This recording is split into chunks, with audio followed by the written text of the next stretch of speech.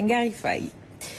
Le Dakar change sans renier son âme. Depuis 1942, le site de Médina Gounass a évolué. Modernisation des tontes, électrification, réseau téléphonique, une mutation portée par les fidèles soutenus par l'État du Sénégal. Mamadou Sakine. Niché au cœur du département de Vélingara, dans la région de Kolda, Médina Gounass a connu une transformation architecturale au fil des années. Le site du Dakar baigne entre tradition et modernité. En répondant à l'appel du vénéré Thierno Mamadou Seydouba dans les années 1940, les disciples séjournaient sur ce site dans des conditions difficiles, avec la foi en bandoulière. Nous rallions le site du Dakar à pied. Il n'y avait ni voiture, ni vélo, ni moto. À quelques jours du démarrage, nous préparions des provisions à base de couscous et prenions la route. Il suffit de voir l'endroit pour savoir qu'il s'agissait d'une forêt. Jadis à la marge des réalités modernes, le Dakar est aujourd'hui connecté au réseau téléphonique et à l'électricité. Une mutation.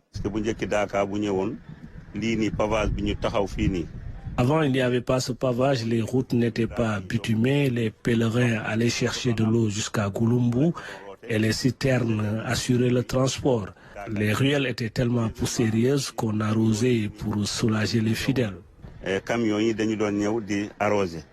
Ces transformations ont vu le jour grâce à l'appui de l'État, mais aussi à la contribution de la famille du vénéré Thierno Mamadou Seydouba. Tout ce qui a été fait ici, que ce soit le pavage, le bitumage, c'est l'œuvre de l'État, à l'exception du Dakar de Thierno. Là-bas, tout ce qui a été réalisé, c'est grâce aux efforts du comité d'organisation et des populations. Cette modernisation du Dakar est bien accueillie par la famille de Thierno. Le Coran dit, n'oublie pas ta part ici-bas, donc tous les bienfaits sont destinés aux hommes et le musulman ne doit pas refuser le progrès. C'est pour cette raison que le marabout a bien accueilli l'arrivée des forages, de l'électricité, des médias et de tout ce qui est progrès. Un progrès qui se poursuivra sans doute au rythme des opportunités. Mais la retraite spirituelle, plus connue sous le nom de Dakar, restera ce lieu où les commodités superflues n'auront pas de place. À mi-parcours, le comité d'organisation du Dakar de Médina Gounass se dit satisfait. En conférence de presse, ses membres saluent les efforts de l'État et le respect des engagements. On écoute à ce propos son vice-président, Cheikh Ahmed Tidjane Kébé. Il est au micro de Mamadou Sakine. Les services de sécurité ainsi que ceux qui sont au niveau de la santé, au niveau de l'eau, la téléphonie, la couverture Internet, l'électricité, comme vous avez pu le constater, tous sont au rendez-vous et le fonctionnement est correct. Donc le comité d'organisation est satisfait pour le moment du service qu'ils sont en train d'offrir. Toutefois, il y a eu des manquements et quelques difficultés qui persistent.